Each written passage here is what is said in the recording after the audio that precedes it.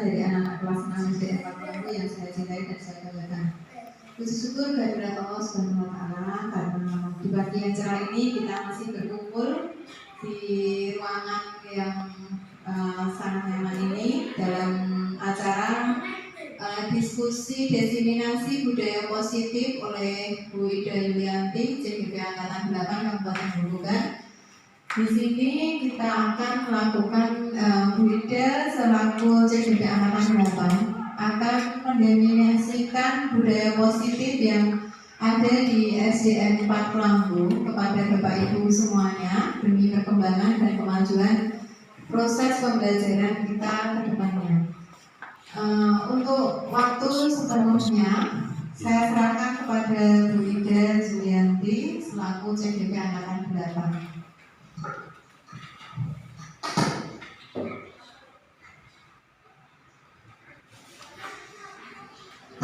Terima kasih atas waktu yang diberikan. Yang terhormat Kepala Sekolah SDN 4 Lambu, Bapak Muhammad Syaifuddin SPD IME. Yang saya hormati Bapak Ibu Guru dan juga murid kelas 6 yang saya cintai dan saya banggakan. Di sini saya akan berbagi mengenai pembelajaran yang sudah saya pelajari dan sudah saya laksanakan pada modul 1.4 yaitu budaya positif. Untuk agenda hari ini, yang pertama yaitu pembukaan, yang kedua pertanyaan pemantik, yang ketiga pemaparan materi budaya positif, kemudian yang keempat refleksi. Untuk pembukaan, sebelum acara kita mulai, mari kita buka dengan bacaan basmalah. Bismillahirrahmanirrahim. Di sini ada beberapa pertanyaan pemantik. Mohon Bapak Ibu di sini untuk bisa memberikan jawaban setuju atau tidak setuju. Yang pertama, hukuman dapat mendisiplinkan anak. Kira-kira Bapak Ibu setuju atau tidak? Tidak. Yang kedua, pemberian hukuman dengan hal positif seperti membaca atau membersihkan halaman sekolah dapat meningkatkan disiplin anak. Setuju atau tidak Bapak Ibu? Yang ketiga, memberi penghargaan dapat meningkatkan motivasi belajar anak. Setuju atau tidak? Yang lain bagaimana? Tidak. Dari ketiga pertanyaan pemantik, Bapak Ibu tidak setuju semua. Yang pertama, hukuman dapat mendisiplinkan anak. Kira-kira saat anak berangkat sekolah datang terlambat, kita sudah mulai pembelajaran sudah berjalan, kemudian ada anak baru datang, apa yang sebaiknya kita berikan kepada anak? Apakah kita beri hukuman untuk mungkin menyapu halaman, membersihkan kamar mandi, atau seperti apa? Kemudian pemberian hukuman dengan hal positif, membaca atau membersihkan halaman, ini juga tidak baik. Kemudian penghargaan dapat meningkatkan motivasi anak, seperti anak kita janjikan nanti jika kamu dapat peringkat 1, ibu belikan handphone misalnya. Apakah itu baik atau tidak? Nah, untuk itu hari ini kita akan mempelajari apakah semua ini hal yang baik, positif atau hal yang negatif. Selanjutnya, pada materi pemaparan budaya positif ada 6 ranah. Yang pertama, disiplin positif dan nilai-nilai kebajikan universal. Yang kedua, teori motivasi, hukuman dan penghargaan serta restitusi. Yang ketiga, keyakinan kelas. Keempat, kebutuhan dasar manusia. Yang kelima, restitusi 5 posisi kontrol. Dan yang terakhir adalah segitiga restitusi. Yang pertama, disiplin positif dan nilai-nilai kebajikan universal. Apakah makna disiplin? Disiplin biasanya dihubungkan dengan hal tertib, tata tertib, teratur, dan kepatuhan, dan sering dihubungkan dengan hukuman.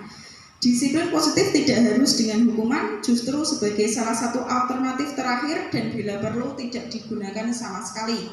Kemudian kutipan dari Ki Hajar Dewantara, di mana ada kemerdekaan, di situ harus ada disiplin yang kuat. Sesungguhnya disiplin itu bersifat self-disiplin, yaitu kita sendiri yang mewajibkan kita dengan sekeras-kerasnya, tetapi itu sama saja sebab jika kita tidak cakap melakukan self-disiplin, wajiblah penguasa lain untuk mendisiplinkan kita, dan peraturanlah yang harus ada di dalam suasana yang merdeka.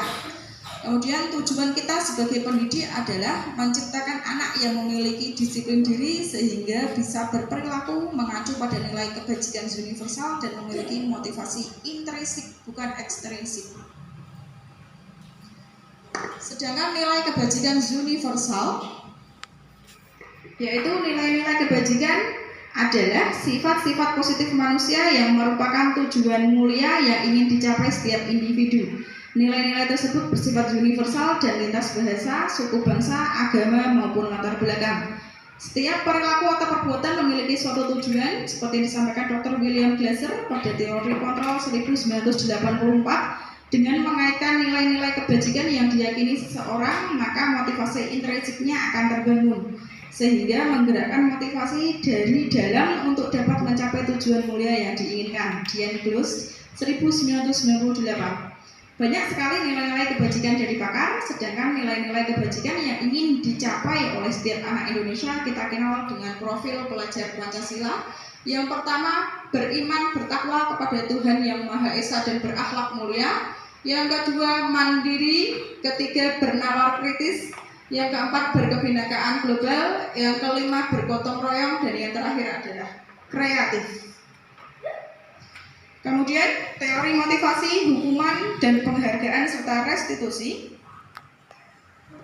Teori motivasi perilaku manusia. Di sini ada contoh 3 kasus. Yang pertama, untuk menghindari ketidaknyamanan atau hukuman. Apa yang akan terjadi apabila saya tidak melakukannya? Itu adalah motivasi eksternal, seperti saat kita datang terlambat atau tidak tepat waktu. Kira-kira apakah yang akan kita dapatkan jika kita tidak datang tepat waktu? Kemudian yang kedua, untuk mendapatkan imbalan dari orang lain atau institusi. Apa yang akan saya dapatkan apabila saya melakukannya? Dan yang terakhir yaitu untuk menghargai diri sendiri. Saya akan menjadi orang yang seperti apa bila saya melakukannya. Ini adalah motivasi internal, yaitu tujuan dari kita, yaitu tujuan disiplin positif. Merdeka. Menurut Ki Hajar Dewantara, merdeka itu artinya tidak hanya terlepas dari perintah, akan tetapi juga cakap buat memerintah diri sendiri. Jadi pentingnya disiplin itu bukan berasal dari unsur ekstrinsik, tapi benar-benar dari dalam diri kita sendiri, yaitu dari unsur intrinsik. Kemudian hukuman dan penghargaan.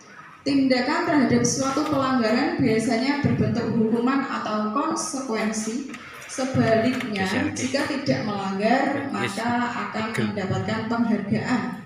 Untuk menciptakan disiplin positif bisa dilakukan dengan restitusi, yaitu proses menciptakan kondisi bagi murid untuk memperbaiki mereka sehingga mereka bisa kembali pada kelompok mereka dengan karakter yang lebih kuat. Restitusi merupakan proses kolaboratif yang mengajarkan murid untuk mencari solusi masalah mereka dan membantu murid berpikir tentang orang seperti apa mereka inginkan dan bagaimana seharusnya memperlakukan orang lain.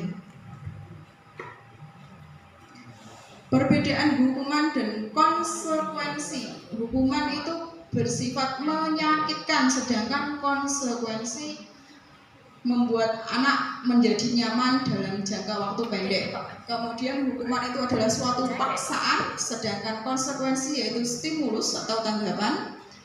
Hukuman itu bersifat konsep diri yang buruk, sedangkan konsekuensi adalah konsep diri yang baik.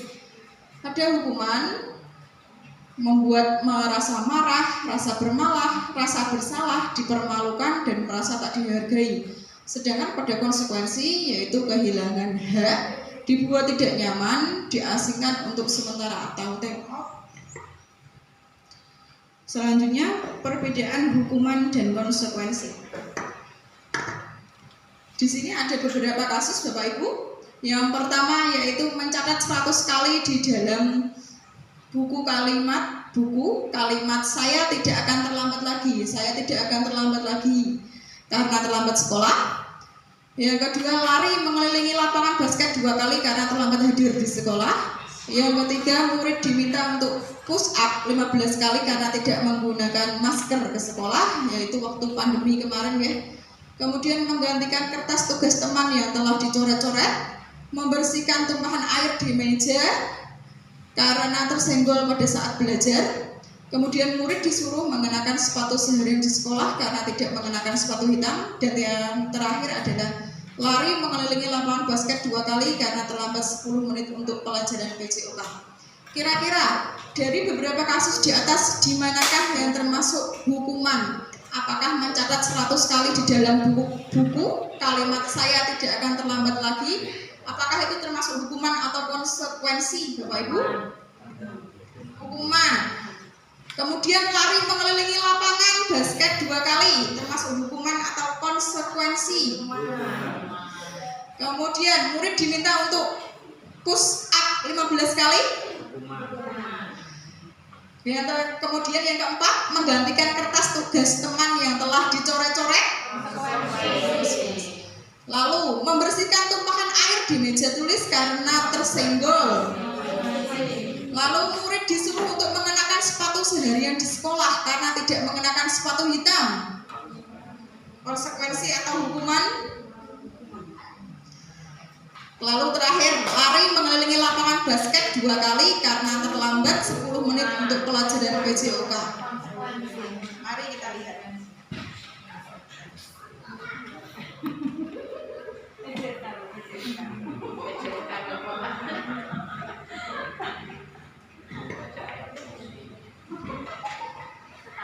Jadi, untuk mencatat 100 kali, saya tidak akan terlambat lagi, itu adalah termasuk hukuman. Lari mengelilingi lapangan basket itu juga hukuman. Murid diminta untuk push up itu juga hukuman. Sedangkan menggantikan kertas tugas itu adalah konsekuensi, yaitu anak belajar untuk bertanggung jawab. Kemudian membersihkan tumpahan air adalah konsekuensi. Sedangkan murid disuruh untuk mengenakan, kata-kata disuruh adalah yang membuat kalimat itu menjadi hukuman. Sedangkan lari mengelilingi lapangan basket 2 kali karena terlambat 10 menit untuk pelajaran PJOK itu adalah konsekuensi, karena bisa saja terjadi kesepakatan kelas antara Bapak Ibu guru PJOK dengan anak-anak, karena setiap guru pasti punya kebijakannya masing-masing.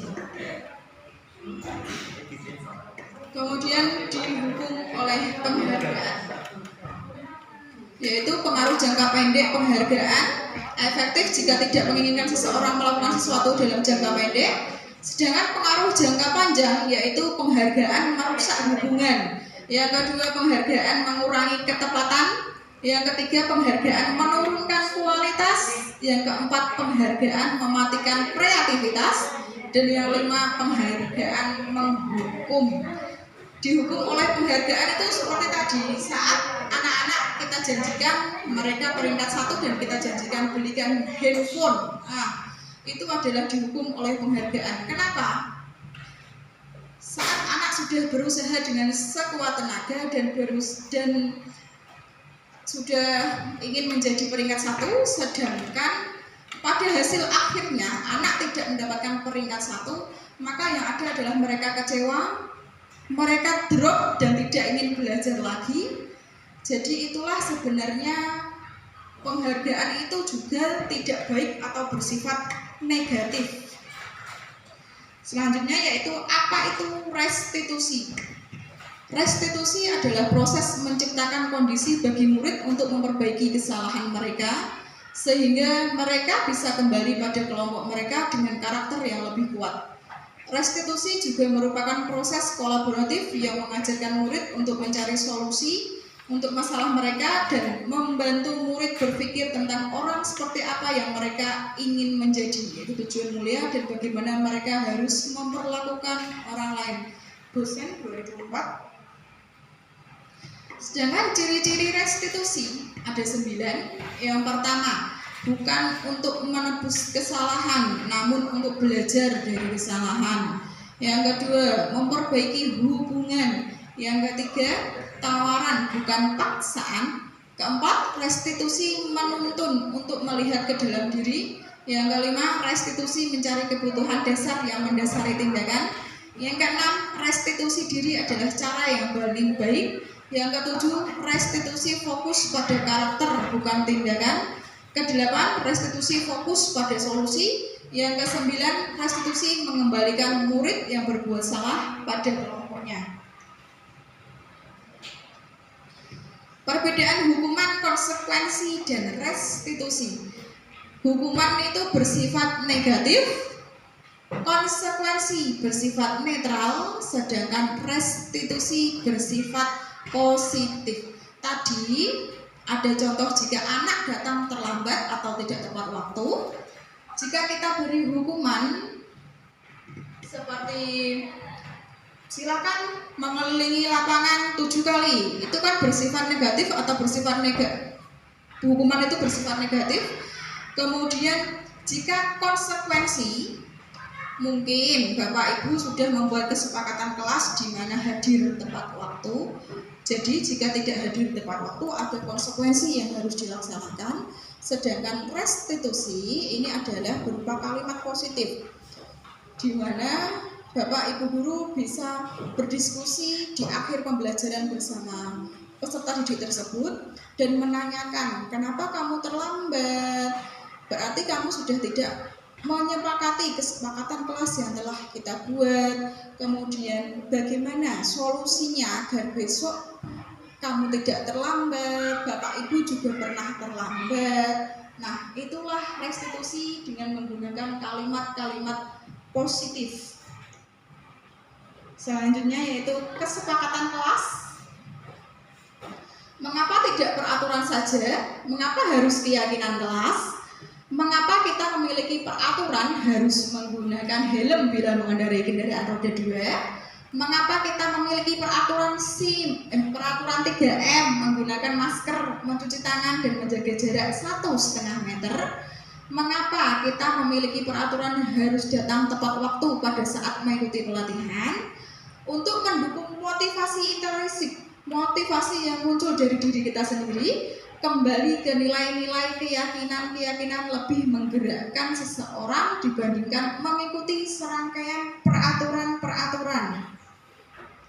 Kemudian tahapan pembuatan keyakinan kelas yaitu ada 7. Yang pertama, mempersilakan setiap murid atau warga sekolah mengutarakan pendapat tentang aturan yang disepakati. Yang kedua, mencatat semua masukan yang bisa dilihat murid atau warga sekolah. Yang ketiga, susun menjadi keyakinan kelas. Yang keempat, meninjau kembali setiap pendapat yang dicatat. Yang kelima, keyakinan yang dibuat maksimal 7 supaya mudah diingat. Yang keenam, tinjau atau ulang kembali. Dan yang ketujuh, keyakinan yang disepakati ditempel di dinding kelas agar mudah terlihat. Sedangkan perbedaan peraturan dan keyakinan kelas yaitu peraturan selalu kembalikan buku ke tempatnya. Mungkin kita bisa ganti menjadi bertanggung jawab. Kemudian dilarang mengganggu orang lain. Kita bisa menggunakan kalimat yang positif menjadi menghormati orang lain. Lalu hadir di sekolah 15 menit sebelum pembelajaran dimulai. Bisa kita ubah menjadi menghormati orang lain, berkomitmen. Selanjutnya, dilarang melakukan kekerasan. Kita bisa ubah menjadi kalimat positif yaitu keselamatan, menghormati orang lain. Kemudian dilarang menggunakan narkoba. Kita bisa buat menjadi lebih berpositif yaitu kesehatan, bergantian atau menunggu giliran yaitu menghormati orang lain, bersabar, gunakan masker, kesehatan, keselamatan, Jangan berlari di kelas atau koridor kelas, kita bisa ubah menjadi keselamatan atau keamanan. Selanjutnya, kebutuhan dasar manusia. Semua tindakan memiliki tujuan tertentu, baik tindakan baik atau buruk. Hal itu dilakukan untuk mendapatkan apa yang diinginkan seseorang. Ketika kita mendapatkan apa yang kita inginkan, sebenarnya saat itu kita sedang memenuhi satu atau lebih dari kebutuhan dasar kita. Sedangkan ada 5 kebutuhan dasar manusia. Yang pertama, kebutuhan bertahan hidup. Yang kedua, kasih sayang dan diterima. Yang ketiga, penguasaan. Yang keempat, kebebasan. Dan yang terakhir adalah kesenangan. Yang kelima, restitusi, yaitu ada 5 posisi kontrol. Restitusi adalah proses menciptakan kondisi bagi murid untuk memperbaiki kesalahan mereka sehingga mereka bisa kembali pada kelompok mereka dengan karakter yang lebih kuat. Ada 5 posisi kontrol ya. Yang pertama yaitu penghukum, yang kedua pembuat rasa bersalah, yang ketiga teman, yang keempat pemantau, dan yang terakhir adalah manajer. Untuk posisi kontrol yang pertama dan yang kedua itu harus kita hindari, di mana yang pertama menghukum dan membuat rasa bersalah, sedangkan yang paling baik adalah sebagai manajer. Karena dari kelima posisi kontrol ini mempunyai dampak masing-masing pada murid. Yang penghukum yaitu murid merasa paling besok kalau aku telat disuruh membersihkan kamar mandi, gak apa-apa lah, seperti itu. Jadi dia merasa mau mengulangi kesalahan. Kemudian yang kedua membuat merasa bersalah. Dampak pada murid, mereka merasa rendah diri.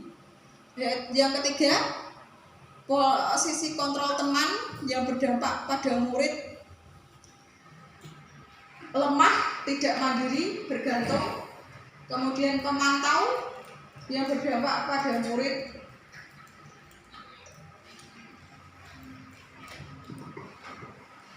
menitik beratkan pada sanksi atau hadiah untuk dirinya. Sedangkan untuk manajer yaitu mengevaluasi diri, bagaimana cara memperbaiki diri. Dan inilah yang terbaik dari 5 posisi kontrol yang ada, yaitu sebagai manajer. Selanjutnya ada 5 pernyataan. Pernyataan yang pertama, saya kecewa sekali dengan kamu. Kira-kira ini termasuk posisi kontrol yang mana Bapak Ibu? Apakah sebagai penghukum, pembuat rasa bersalah, teman, pemantau, atau manajer?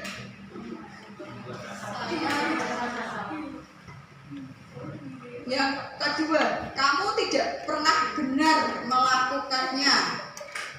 Apakah ini juga pembuat rasa bersalah atau penghukum?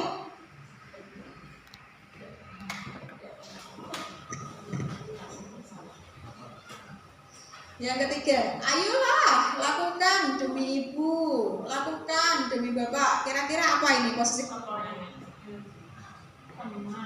Teman. Lalu, apakah kamu mau mendapatkan stiker bintang hari ini?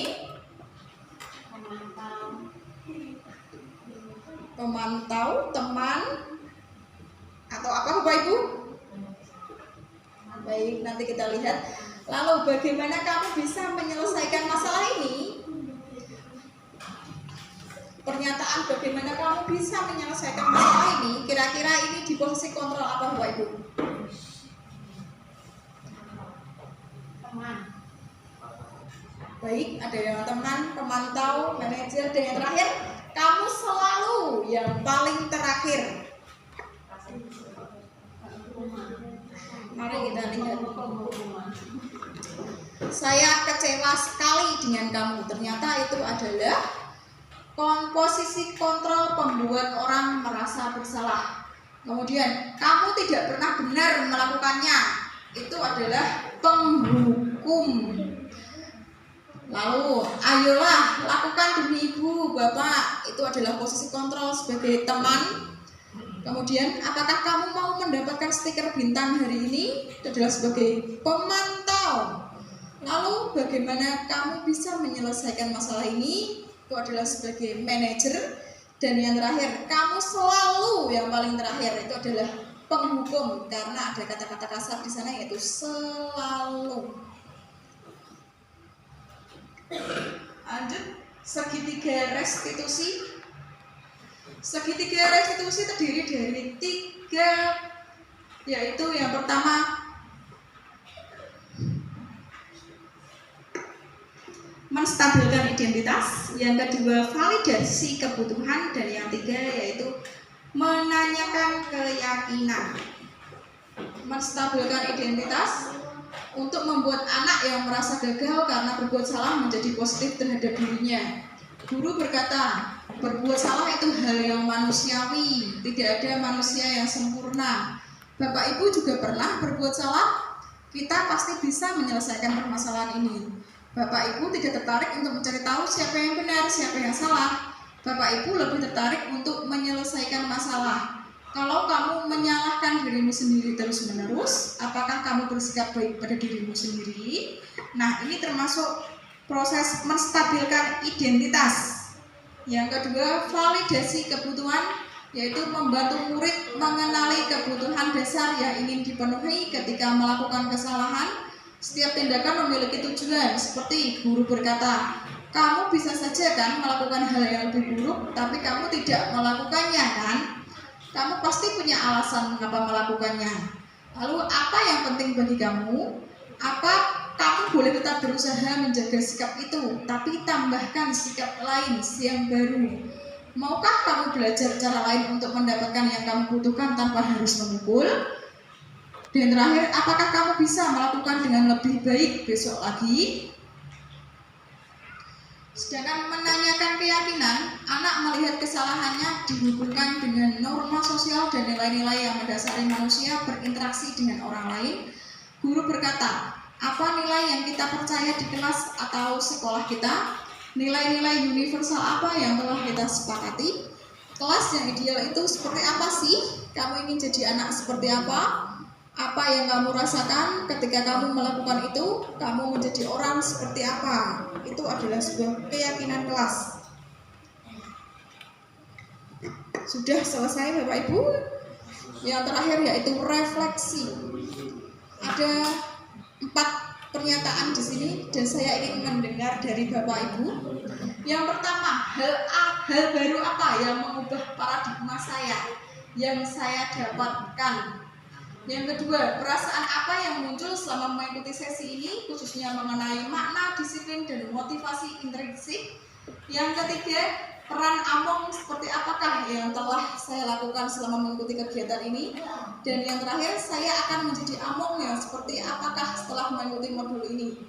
Yang pertama, hal baru apa yang mengubah paradigma saya yang saya dapatkan? Monggo untuk Bapak Aidin.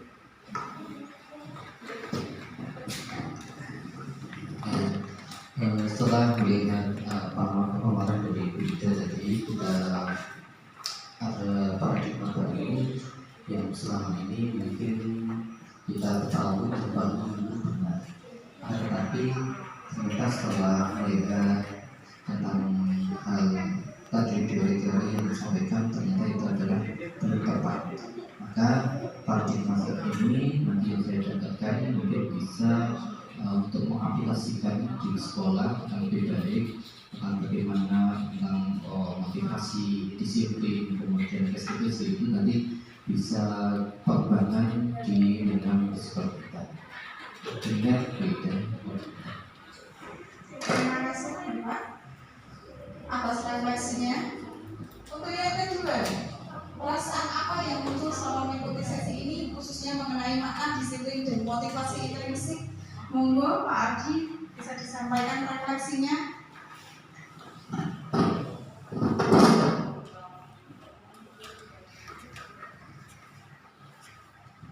Oke, terima kasih atas waktu yang diberikan untuk refleksi. mengenai itu bagaimana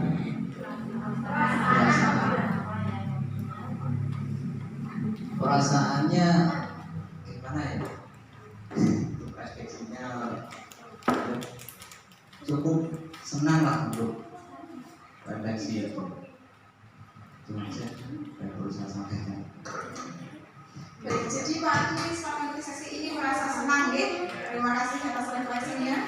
Selanjutnya yang ketiga, peran Among seperti apakah yang setelah saya lakukan selama mengikuti kegiatan ini? Boleh disampaikan BK?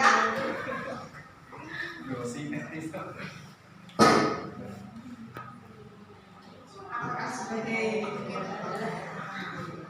Yang ketiga pertama seperti apakah yang setelah saya telah lakukan selama mengikuti kajian ini. apakah sebagai yang saya membuat rasa bersalah? Biasanya saya sebagai penghukum, kadang juga sebagai teman, kadang juga sebagai manajer.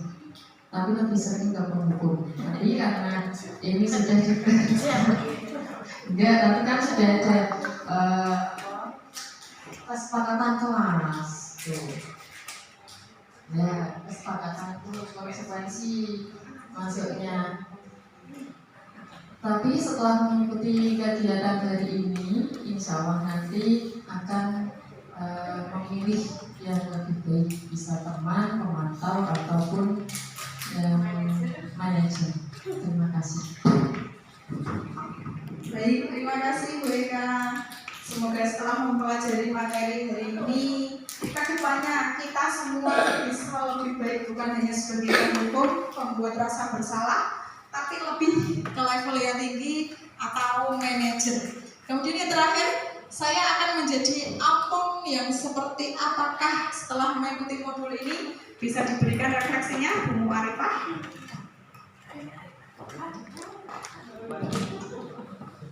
Terima kasih atas waktu yang diberikan kepada saya. Saya akan memberikan refleksi tentang saya akan menjadi Among yang seperti apa setelah mengikuti modul ini. Yang saya rasakan selama ini ya, karena saya pernah menjadi semua yang dipaparkan seperti penghukum, memberi rasa bersalah, teman, manajer, ya, atau pemantau, itu pernah saya lakukan semuanya. Untuk kedepannya setelah saya mengikuti modul ini, saya berharap saya dapat menjadi Among yang dapat menjadi teman.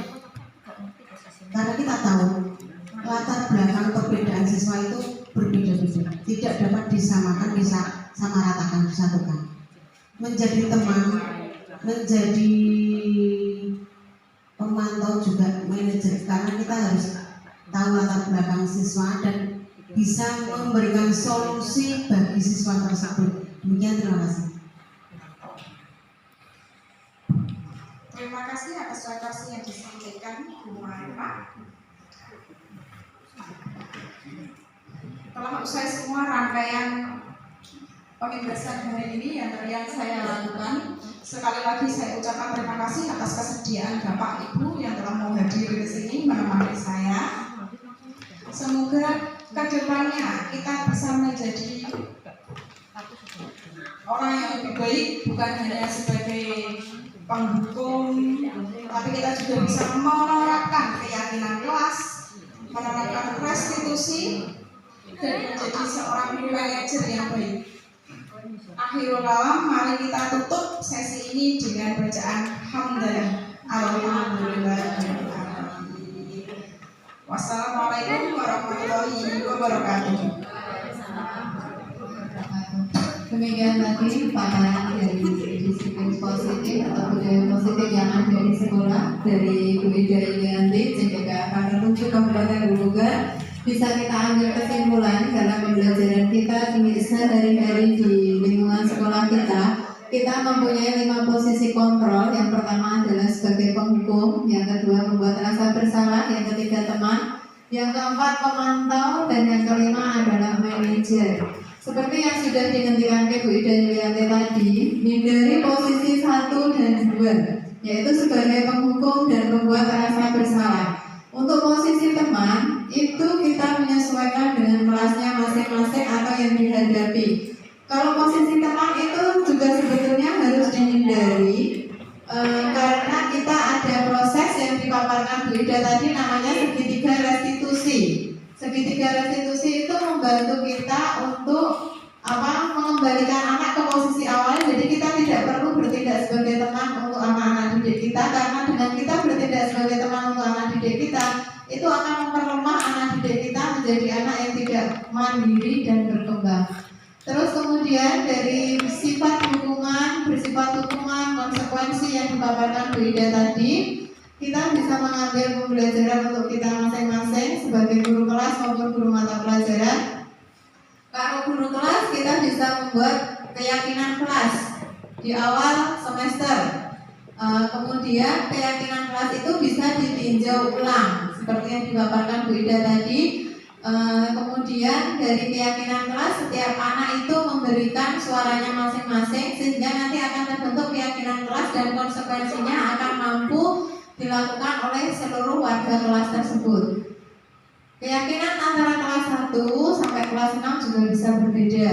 Itu tadi dari pembentukan keyakinan kelas, posisi kontrol, segitiga restitusi, dan disiplin positif. Semoga dari pemaparan Bu Ida tadi dapat membawa kita menjadi guru yang lebih baik lagi dan menjadi manajer yang baik di kelas kita masing-masing, sehingga kita mampu untuk memenuhi kebutuhan belajar murid sesuai dengan kodratnya masing-masing. Demikian tadi paparan dari Bu Ida Yulianti. Terima kasih atas kehadiran Bapak Ibu semua. Marilah kita tutup acara ini dengan bacaan hamdalah bersama-sama. Alhamdulillahirrahmanirrahim. Wassalamualaikum warahmatullahi wabarakatuh.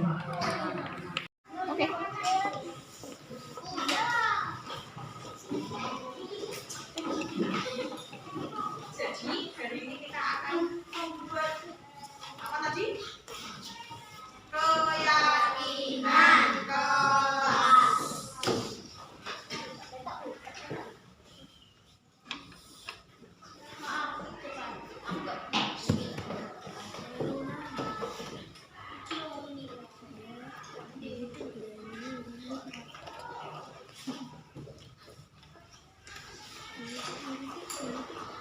Keyakinan kelas itu apa?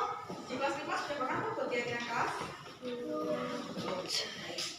Keyakinan kelas itu bertujuan agar kita semua, baik di rumah maupun kalian, bertanggung jawab di dalam kelas. Jadi kelas terasa lebih nyaman, kelas terasa lebih tertib. Itu kalian pernah dengar tidak? Jika naik sepeda motor harus menggunakan helm. Itu termasuk apa namanya? Peraturan apa lagi yang pernah kalian dengar? Selain memakai helm saat naik motor, apalagi peraturan yang pernah kalian dengar? Waktu corona kemarin kita harus menggunakan apa? Masker. Itu juga termasuk sebagai peraturan. Kalau keyakinan itu berbeda dengan peraturan. Peraturan itu kan bersifat memaksa. Tapi jika keyakinan kalian yakini dari dalam diri kalian masing-masing, seperti contohnya tidak boleh datang terlambat. Bisa kita ambil sebagai keyakinan? Bisa. Tidak boleh terlambat.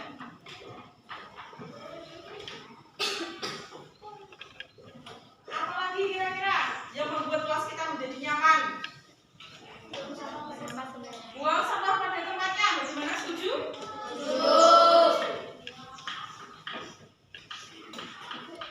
Buang sampah pada tempatnya.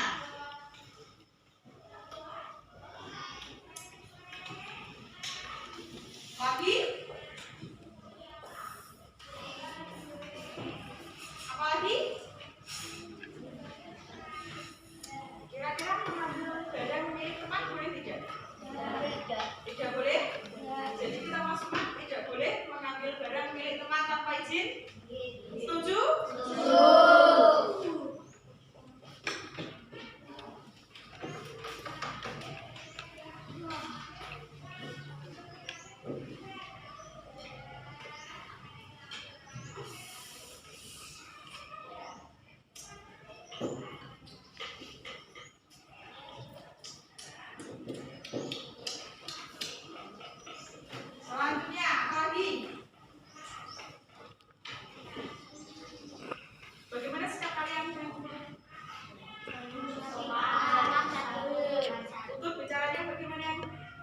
tidak kita misong-misong?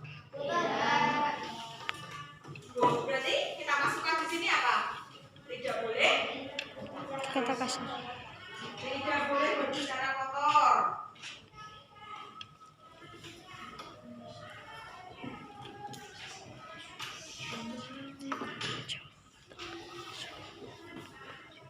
Harus bagaimana kan dulu? Berarti apa? Menghormati guru. Menghormati guru.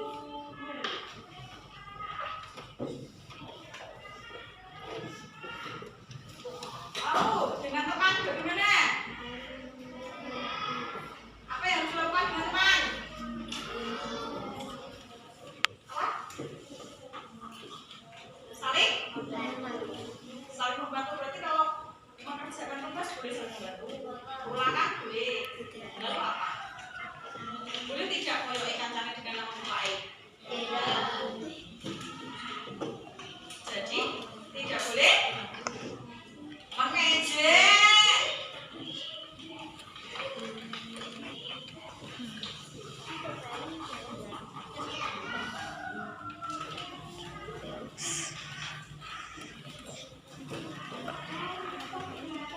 Nah, kita sudah dapat kalimat kelas, tapi ini masih dalam bentuk negatif. Sekarang kita ubah dulu kalimat-kalimat ini menjadi kalimat positif. Yang pertama, tidak boleh terlambat. Apa? Kalimat positifnya yang bisa menggantikan tidak boleh terlambat. Misalnya, datang tepat waktu.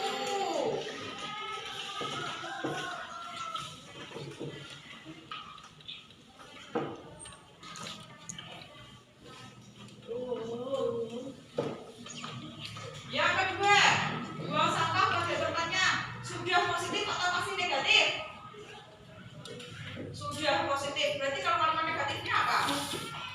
Membuang sampah sembarangan. Berarti ini sudah kalimat positif. Lanjut, 3. Tidak boleh mengambil barang milik teman tanpa izin. Kalimat positifnya bagaimana?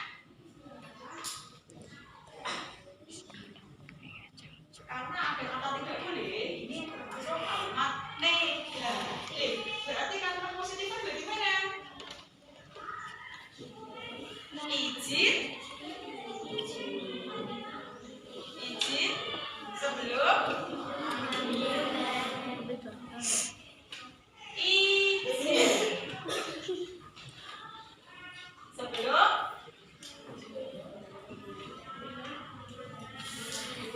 mengambil barang teman.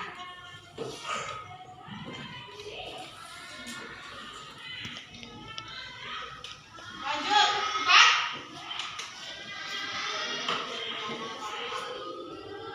Tidak boleh berbicara kotor. Kalimat positifnya berarti sopan santun. Sopan santun. Yang kelima, menghormati guru. Itu termasuk kalimat positif atau negatif? Positif. Sudah, berarti kita biarkan menghormati. Terakhir yang keenam, tidak boleh mengejek teman. Bagaimana kalimat positifnya? Menghargai. Menghargai Teman. teman. Selanjutnya, kalimat positif ini kita rinci ke dalam nilai-nilai kebajikan. Contohnya, datang tepat waktu. Nilai kebajikannya apa? Termasuk dalam nilai apa? Nilai kebajikan itu ada disiplin, gotong royong, kebersihan, keamanan, menghargai,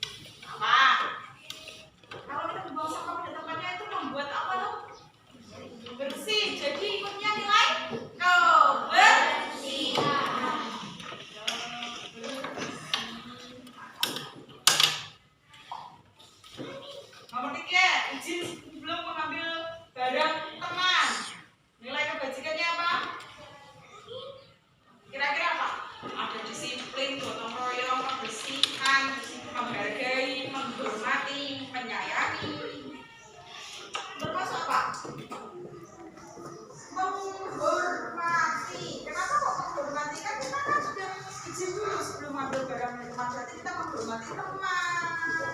Yang ketiga termasuk menghormati. Keempat, sopan santun nilainya apa? Berarti ya kesopanan. Kelima, sama, ya. Keenam, menghargai teman. Kita bisa ambil kasih sayang. Kira-kira sayang juga dengan teman. Sayang itu kan bukan berarti aneh-aneh toh. Sayang itu kan bisa meliputi menghargai, tidak mengejek teman. Itu juga termasuk sayang. Sekarang bunyikan kertas post-it. Coba tuliskan harapanmu nanti saat kalian sudah lulus dari SD. Apa harapanmu? Lalu harapanmu untuk kelas kita itu apa? Seperti contohnya, saya ingin belajar dengan nyaman, saya ingin lingkungan selalu bersih. Nah, itu sudah termasuk harapan. Silakan tuliskan di dalam kertas yang sudah diberikan, lalu tempelkan di depan.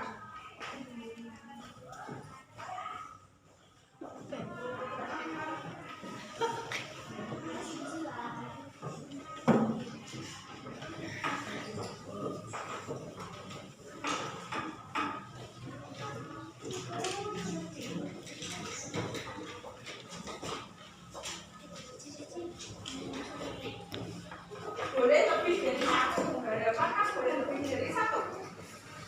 Harapan saya ingin selalu kumpul dengan teman. Harapan saya ingin membangun kelas saya menjadi bagaimana seperti yang kamu inginkan.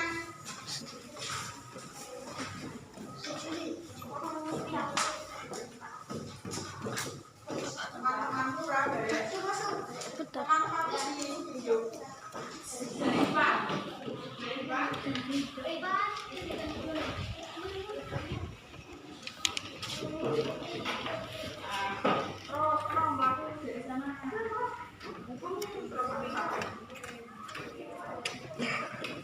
Harapanmu untuk kelas kita bagaimana?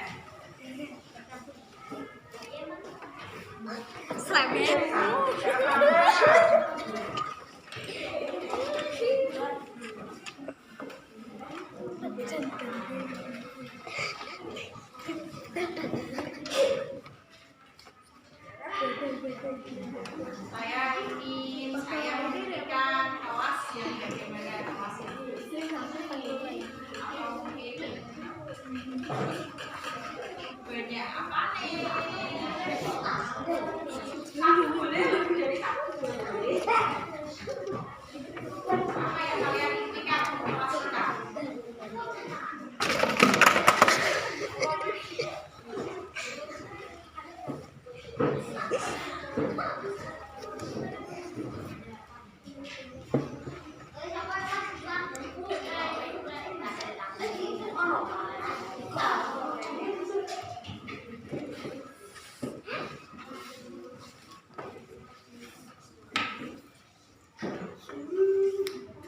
Kalau sudah silakan ditempel di depan.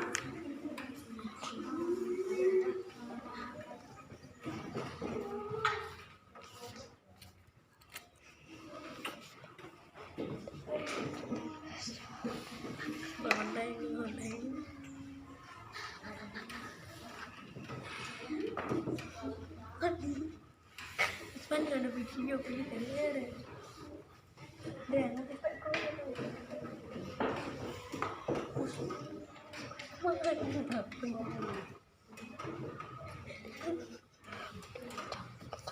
Cuma kelas, boleh dengan guru. Saya berharap Bapak Guru selalu menyayangi kami.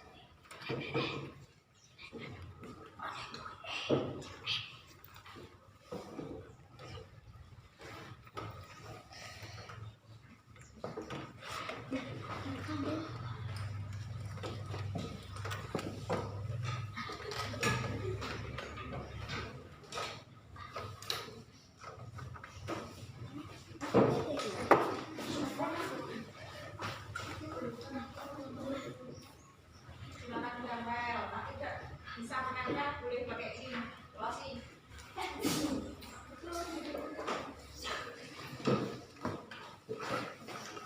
Ya, kalau sudah perempuan.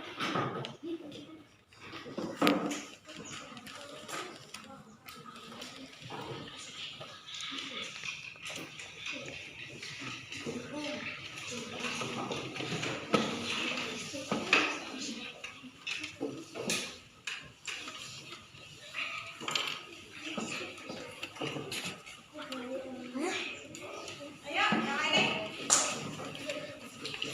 Depan bebas.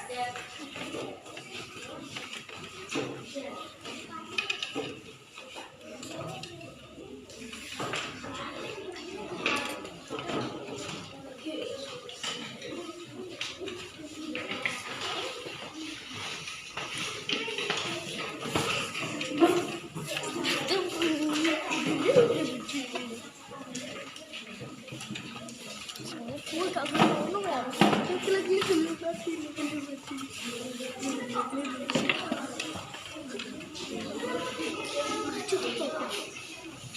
Tak dublin. Yes.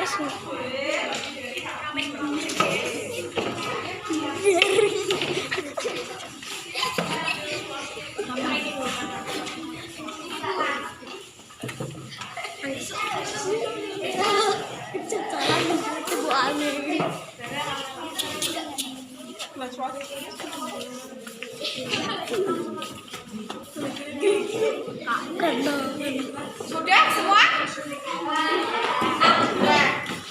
Baik. Selanjutnya dari nilai disiplin kira-kira tampak seperti apa? Perilakumu yang mencerminkan disiplin contohnya seperti apa? Yang keras yuk. Contoh yang menerapkan disiplin contohnya apa?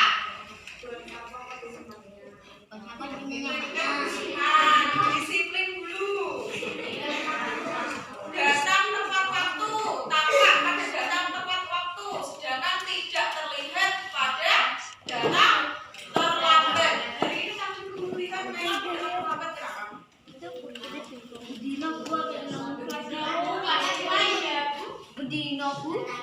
Karena kita sudah buat keyakinan kelas disiplin untuk datang tepat waktu, jadi guru tidak mau lihat lagi ada anak yang datang terlambat. Sholat dulu. Jam berapa tuh kita sholat? Jam 4:30. Jam 5:30 itu masih paling telat. Sudah matahari sudah tampak ya toh? Nah, sholat dulu wes maksimal jam 5:30. Setelah sholat apa yang kita lakukan? Mandi. Enggak membantu ibumu dulu. Tidak. Membersihkan tempat tidur juga tidak.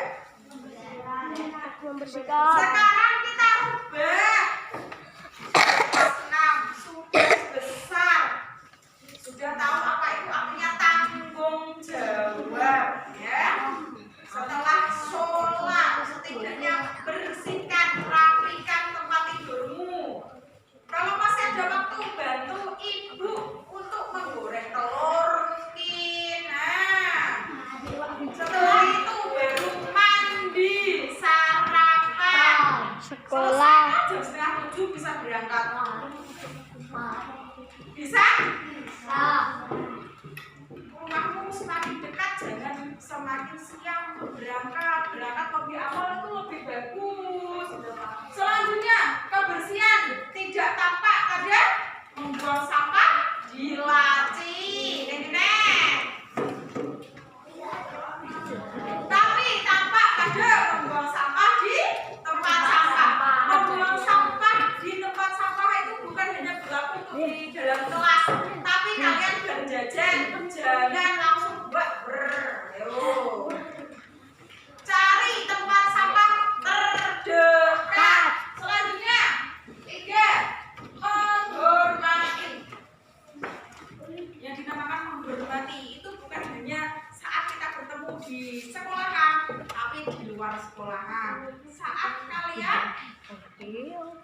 di jalan. Kalau bertemu guru bolehlah menyapa assalamualaikum Bu, selamat pagi, siang, sore, atau malam hari. Aduh, ada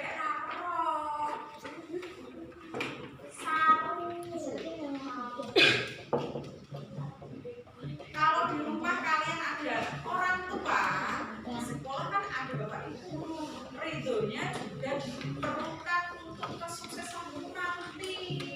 Lanjut, 4 kesopanan.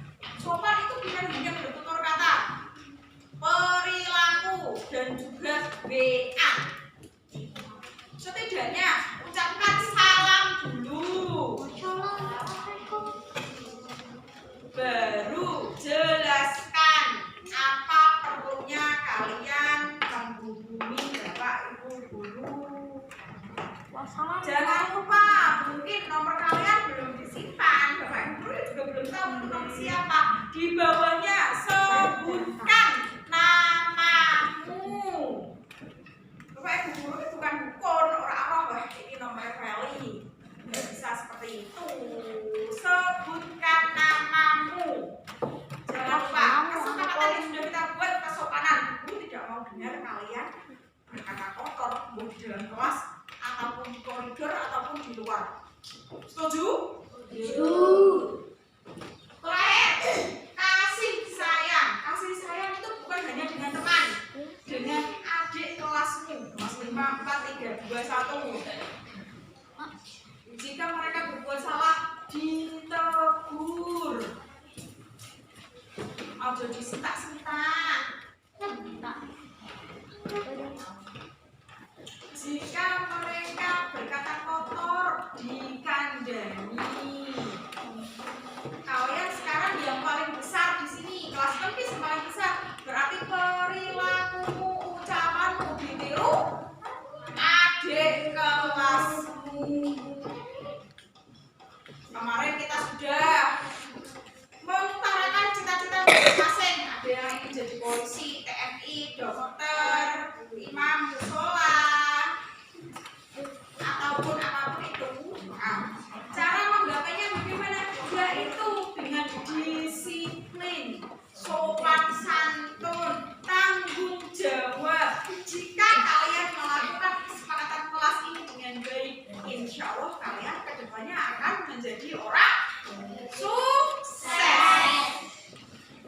Kalian mau tidak jadi orang sukses? Mau.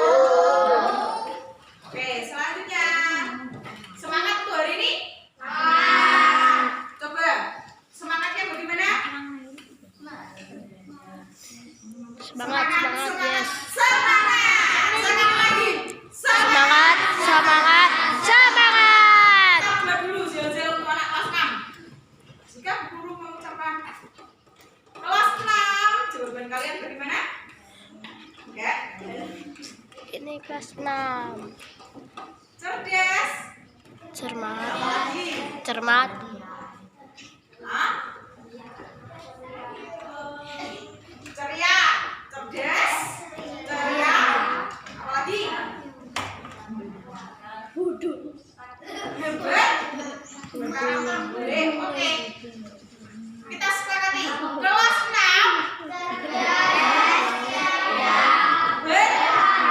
Sekali lagi. Kelas 6.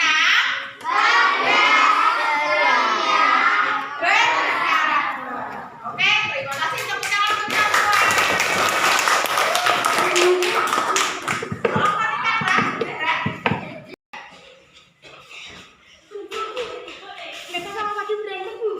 Gimana? Coba sana, bawa sini.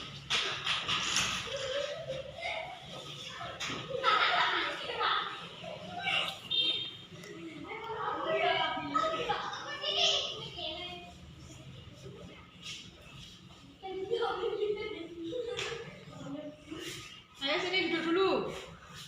Fadil mana? Ayo duduk kan. Lu aja wis Ini direkam. duduk kan. Wis direkam, Bre.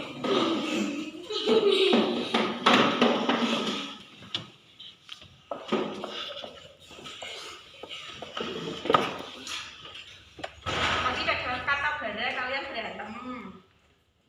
Ya. Kenapa berantem?